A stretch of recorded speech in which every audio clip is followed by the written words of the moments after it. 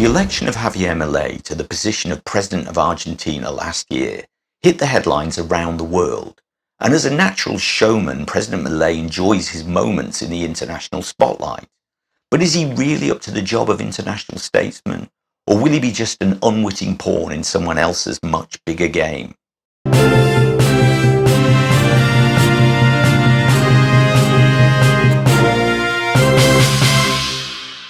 There's a news story that's been doing the rounds over the last few days that's straight out of some conspiracy theorist's wet dream. However, it's been picked up by many very reputable news agencies around the world and looks like it might actually be true. Apparently, the cable network Russia Today, a well-known mouthpiece of the Kremlin which is banned in many countries, Russia Today has been paying right-wing online influencers in the US to spread divisive ideas which will ultimately benefit Donald Trump in the upcoming US election. Now, here isn't the place for long discussions on US domestic politics. There are plenty of other channels to do that. But what happens in the elections in November will, like it or not, have effects on everyone around the world, and Argentina will be no exception. Besides, this Russian interference in domestic politics extends far beyond simply the USA, and there have been accusations of attempts to destabilize the Milei government too. Putin has a notoriously fragile ego, and those who cross him do so at their peril, as has been shown time and time again, both inside Russia and beyond its shores.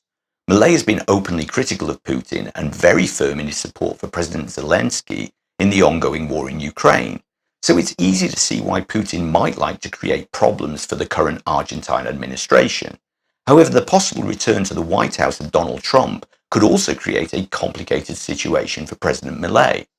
Milei has met Trump on at least one occasion and seemed to be rather in awe of the man, seeing him as a natural ally in US politics with similar libertarian ideas. But Trump is very much Putin's man and has said that he will withdraw his support for Ukraine, the opposite of Milei's intentions. Trump has also suggested pulling out of NATO, while Milei has said many times that he would like to make Argentina a member of the alliance. And as for the ongoing mess in Gaza, while Milei has been solidly behind Benjamin Netanyahu since the very beginning, Trump's messages over the last 6 months have been unclear and sometimes conflicting, and how he would actually treat the situation once in office is open to speculation. Having said all this, Milei is a much smaller player on the international stage than perhaps he likes to think, and he could easily find himself a pawn in someone else's much larger game of chess. Communism is a word that President Milei likes very much. It seems to be his word of choice when looking for an insult to throw at some world leader he doesn't like, or whose vision of the world doesn't fit with Milei and his friends.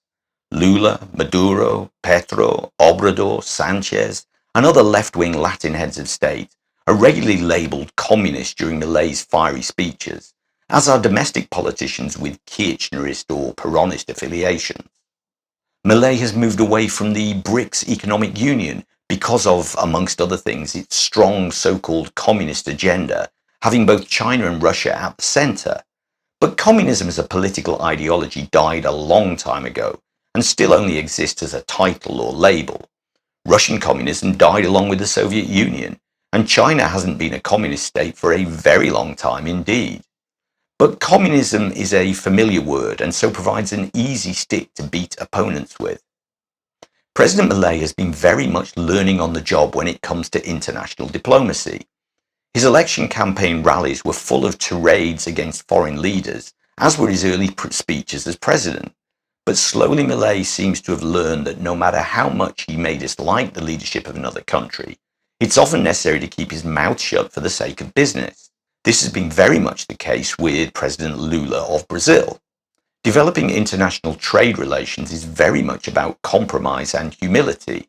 Shouting at the world over ideological disagreements may play well to the domestic gallery, but it's a populist political strategy straight out of the Kirchnerist playbook. Since taking office, President Milei has enjoyed jet-setting around the world on both official visits and private trips. Back in January, Milei gave a speech as guest of honor at the World Economic Forum in Davos, Switzerland. Milei's first state visits were a controversial trip to Israel and a meeting with Benjamin Netanyahu, followed by a stop-off in Rome to apologise to Pope Francis, who is also from Argentina, about some very rude remarks Milei had made about the pontiff during his election campaign. While in Rome, President Milei also had a meeting with his ideological counterpart Giorgia Meloni, Prime Minister of Italy. Both of these trips were made on a tight budget by taking a standard scheduled commercial flight and only a small group of assistants, including the president's sister Karina. Refusing to use the presidential plane was a much talked about gesture of frugality during the harsh economic times Milei is expecting the people to endure. However, shortly afterwards, the presidential security team said that this way of travel was impractical and possibly downright dangerous, and Milei has since switched to using the presidential private planes. At the end of February, Milei paid a visit to the right-wing CPAC conference in Washington, where he met Donald Trump. And on another trip to the USA, Milei met and befriended Elon Musk. The two seem to get on very well, and the president is hopeful for investment. However, it could just be that Mr. Musk is after Argentina's lithium for his electric car batteries. There have been various other less well-publicised foreign visits by Milei, but one more worthy of note was a trip to Spain to speak at a rally of the right-wing Vox political party, a party of opposition to the socialist Prime Minister Pedro Sanchez. This caused a diplomatic incident, not least because Milei, as a head of state, was visiting Spain without showing any kind of respect to the Prime Minister, but also because Milei's speech was quite insulting about Sanchez's wife. Rather than apologise, Milei said that he took the trip as private citizen Javier Milei and not in his capacity as President of Argentina. Thanks for watching. I hope you found the video interesting. If you did, please give it a like. And if you want to see more content like this, there's a couple of videos on the screen now. And if you're not already subscribed, you might want to do that too. If you want to support the channel, you can buy me a coffee in the link below. And until next time, que tengas un buen día.